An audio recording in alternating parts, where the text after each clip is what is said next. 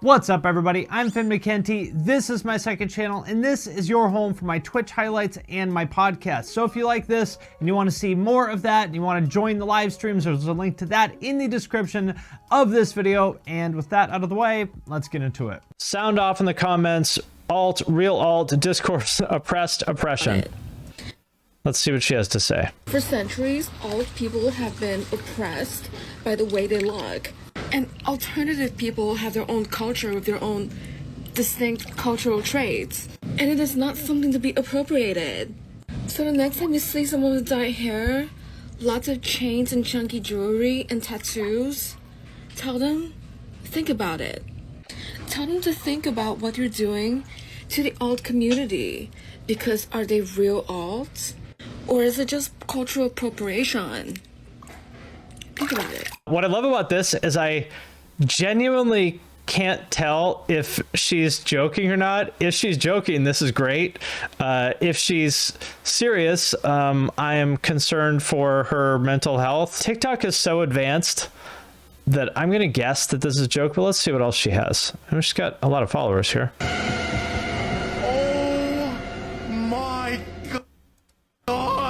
They're playing My Chemical Romance! Nicole, you know I'm scared of emos! I'm not emo or an eagle or Hello Kitty, says a cab. I'm just a shut-in, LOL, leave me alone. Yeah, I am I'm genuinely unsure of whether this person is a brilliant comedian or mentally ill. Either way, I'm into it. I'm a fan. Real emo versus fake and gay. Real emo, broken side.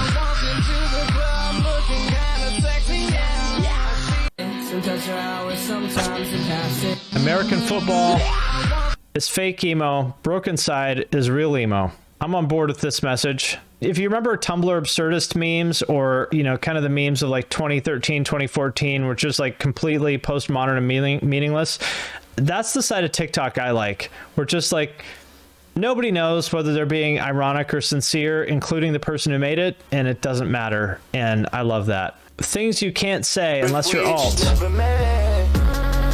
Swaggy, pog, poggers, swag, emo, alt. You also can't drink Monster because it's an alt thing, and it's very offensive when a normie does it. Heart. I love how Monster has been retconned as part of alternative culture. When did that happen? And do people actually think that, or is that just a joke? I would say it's more part of like butt rock culture. Do you like apples? Yes or no? How about I take you home and fuck the shit out of you? No thanks, lady. I don't want your apples nor your sex. So anyway, check out my new rack I just put together. Alright, so I got the camper audio profiler right here. That's where my amps are coming from. I just got my news on how... Do you like apple? It is so true. Like, I'm so confused by guitarist culture that there's so much like pent up sexual energy and they channel it into their instruments. I'm so baffled by this. If you don't know what I'm talking about, go read the comments on, like, you know, any of these guitar guys' Instagram, but like especially Misha from Periphery. There's so many, like, everyone's like, oh dude, I'm so hard. Like, oh, that guitar is like so sexy, like I want to fuck its headstock or whatever. And like, what are you guys doing? It's bizarre, it's weird, don't do it. Oh, here's just like a compilation video, I guess. I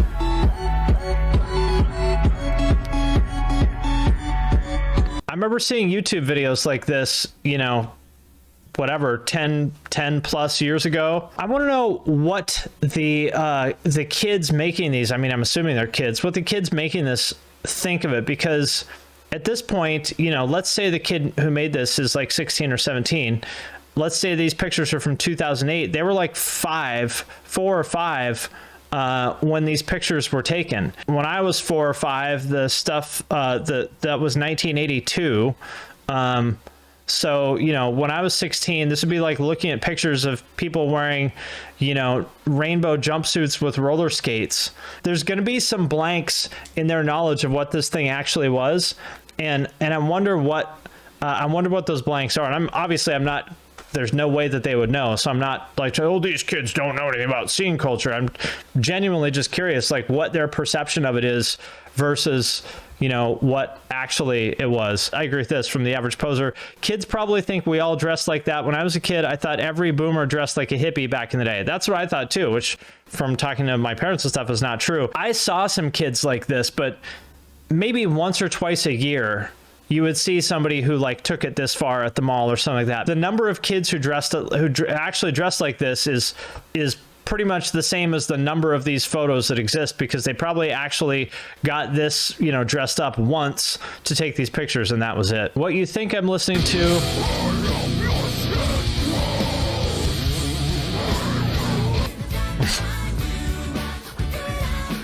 This would be an accurate portrayal of me.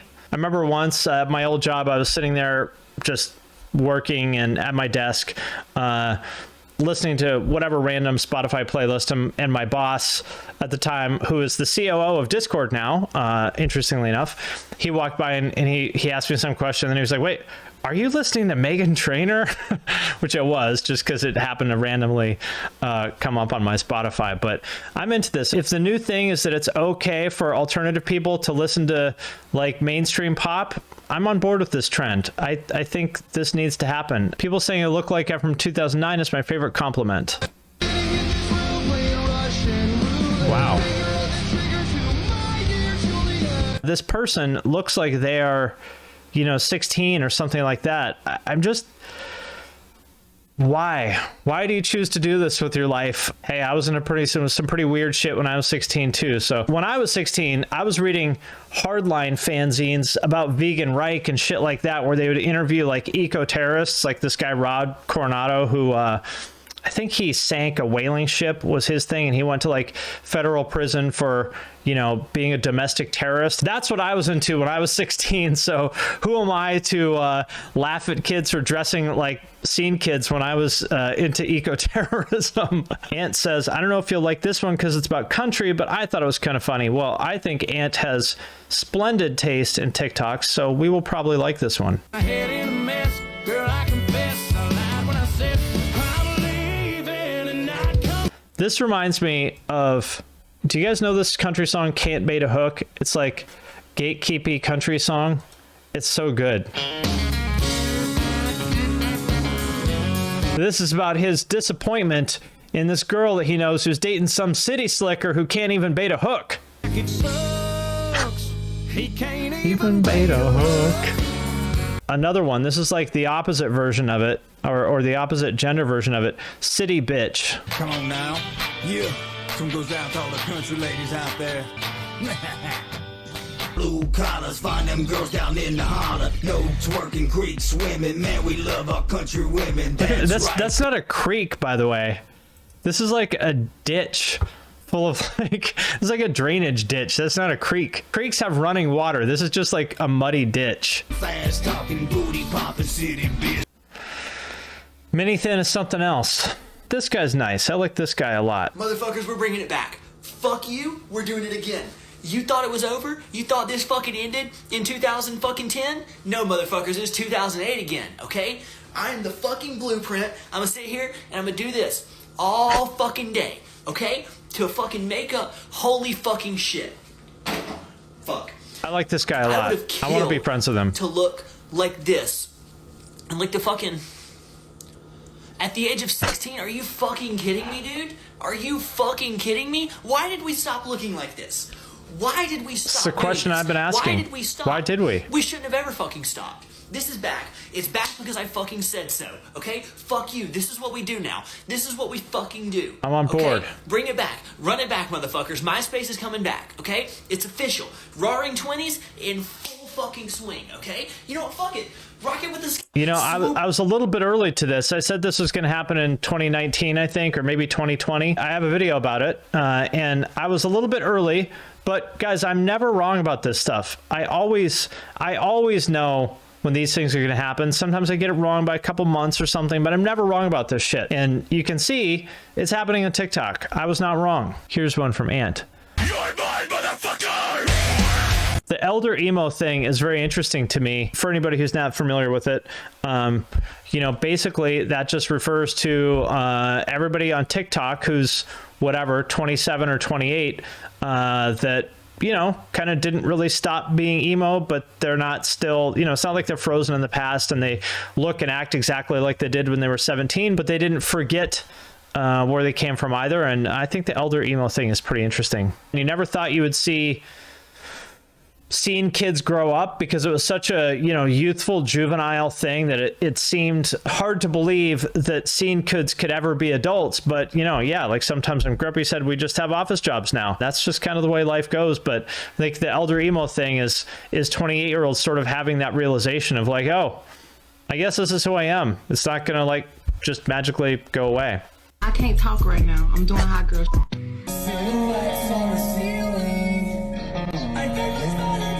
I can't talk right now. I'm doing hot girl shit, singing Real Friends in the shower. I love Real Friends. Something about them that felt different than all those other sad boy bands. They were maybe my favorite of that bunch. Here's Real Friends drummer sarcastically talking trash about some more bands he's toured with. I think he's really funny, but a lot of people in his comments still don't understand he's joking. 3 bands I've toured with and what I really think of them. Polite, very chill, very low key. Normally that would be awesome, but when you're on a tour, I want someone who's going to chug beers, take shots, trash a green room. I want to tell some stories to my friends and family when I go home.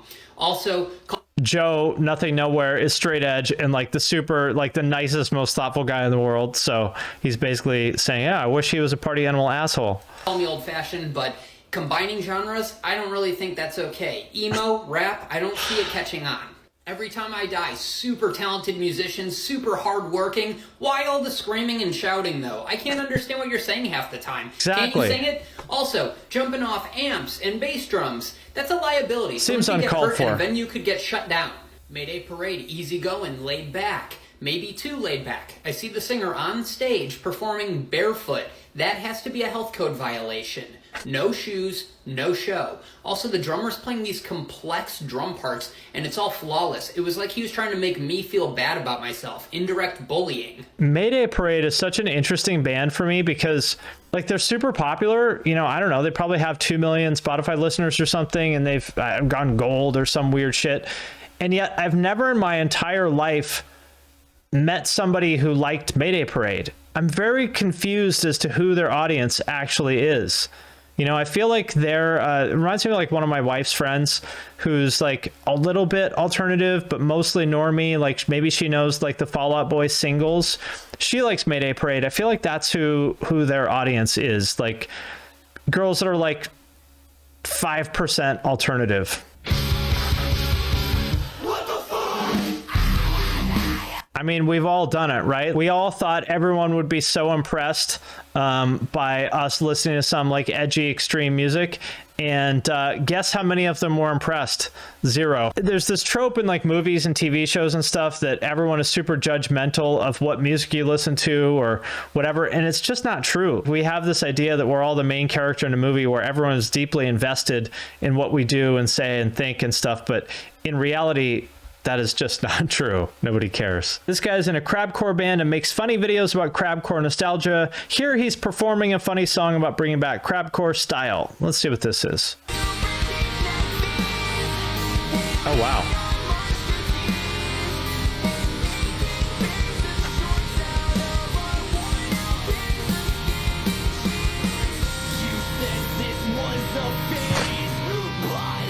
The hand thing.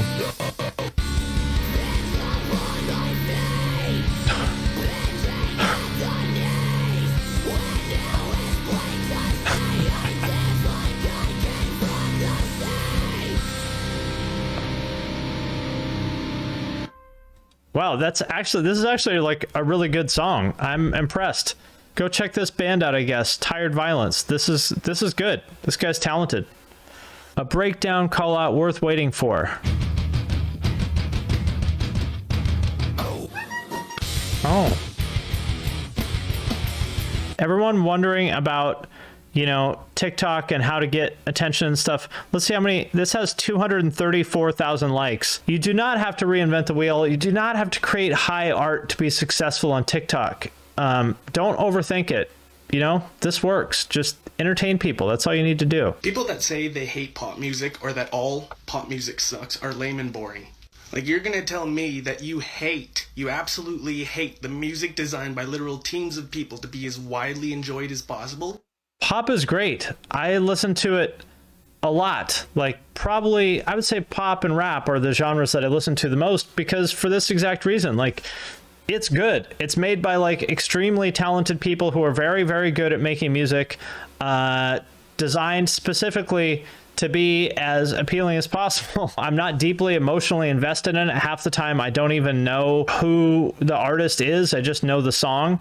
But the songs are great. To admit that you like a pop song does not diminish your scene credibility. Like, it doesn't mean that you are a poser if you like a Selena Gomez song, you know? And if you don't like it, that's fine too. But, you know, let's all just like calm down and understand that maybe if there's like, let's say if there's a song that has 1 billion plays on Spotify, is it possible that, and you're so convinced that you hate it and that it's garbage? Well, maybe it's garbage, or maybe is it possible that you're the one that doesn't get it? That maybe the 1 billion people who like that song, that maybe they know something that you don't? Just something to maybe consider. That's all I'm saying. Just trying to grow food. What does this say? Can't believe I have to sit in an office for 8 hours tomorrow. But because I sit in an office, I'm able to have this garden and hose. Life is complicated. I mean, that's it, right? You know, you never think you're going to be the person sitting at a desk, you know, doing spreadsheets or whatever, listening to a Day to Remember in your headphones while you're doing it. But, you know, it happens to all of us. Yeah, like Jared said, I didn't want a 9 to 5, so now I work 24/7. That's my life. That's why it's, you know, 7 p.m. on a Sunday and I'm working. I mean, I would rather be doing this for work than, you know, what I would be doing for work anywhere else, but it's true. A lot of people, I think, maybe have the idea that, you know, having a creative job or being an entrepreneur or something means that life is easier or that you work less than if you have like a 9 to 5. And the truth is the opposite of that. The reality of being an entrepreneur or, you know, having a creative job like YouTube or something like that is that it just becomes your life. There is no separate, especially like if you work from home, like, I mean, obviously you can see I'm sitting at my kitchen table here doing this. It just becomes your life. And I don't think that's a bad thing by any means, because I enjoy it. But, you know, you just have to go into it with your eyes open and understand that that's what you're signing up for. The only time I'm not thinking about my work is jujitsu, because, you know, that is such an intense activity.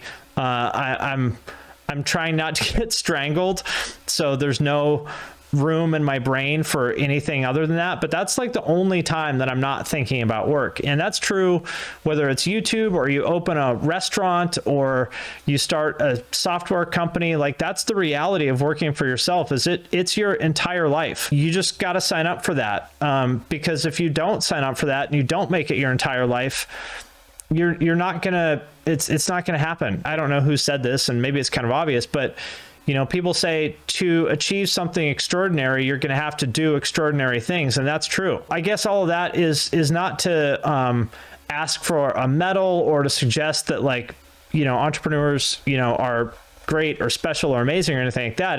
It's more the opposite of, like, if you're able to have a life that you want working 9 to 5, then do it. Like, I think that's great. It's easier than working for yourself. It's generally going to be less bullshit than working for yourself. There's nothing wrong with having a 9 to 5 job. And I would say for most people, it's probably the better choice. To be an entrepreneur or work for yourself, you got to be cut from a certain cloth. And it's probably, like, for most people, if you spent a week in the shoes of, you know, your favorite YouTuber or whatever, you probably wouldn't like it. It's a lot of fucking work. You know, that's just kind of the nature of the beast. I get this question a lot, or one along these lines. How do you manage your time with all the time you have? Like, do you have set hours for doing certain things? Do you have a regiment? I definitely have a routine. And I think that's the key to all this, is like, I don't want to spend my time thinking about, bullshit. I want to spend all my time and energy focused on things I actually care about, which is my work and spending quality time with my wife and our family and, you know, my health. I don't want to spend time thinking about what to eat for lunch today or what time to get up or anything like that. I basically automate all that stuff. I get up at the same time every day. I eat the same thing for breakfast every day. I eat one of the same like 3 things for lunch every day at the same time every day. We work out at the same time every day. Like, everything is the same except for the things that can't be the same, so that I just don't have to think about it. Why spend 10 minutes figuring out what to eat for breakfast if I don't have to? I think this is good advice. Procrastinate things that can wait, delegate what you can, automate what you can, eliminate what's not important. I think that's great, especially the eliminate what's not important part. That's something that I've been doing a lot of in the past few months. You should either decide, I really want to go for this and make something of this, or you should abandon it. I've mostly abandoned my Facebook group for the same reason. If I start a new thing and it feels like it has product market fit, in other words, like if it feels like out of the gate people like this thing, then I'm going to keep doing it. If it feels like it's a struggle and like people are not that into it, then I should abandon it. So I launched the Discord back in May, and that pretty much took off right out of the gate. We're up to like 3,500 members or something now. It seems to be pretty active to me. Like it's doing really well. And so I said, you know what? I'm going to abandon the Facebook group, but I'm going to focus on the Discord because that's working better. A lot of people ask me about managing my time. And to me, that's the key. Invest more in the things that are working and abandon the things that aren't working. And you just have to be honest with yourself about that. And you can't get attached to things if they aren't working.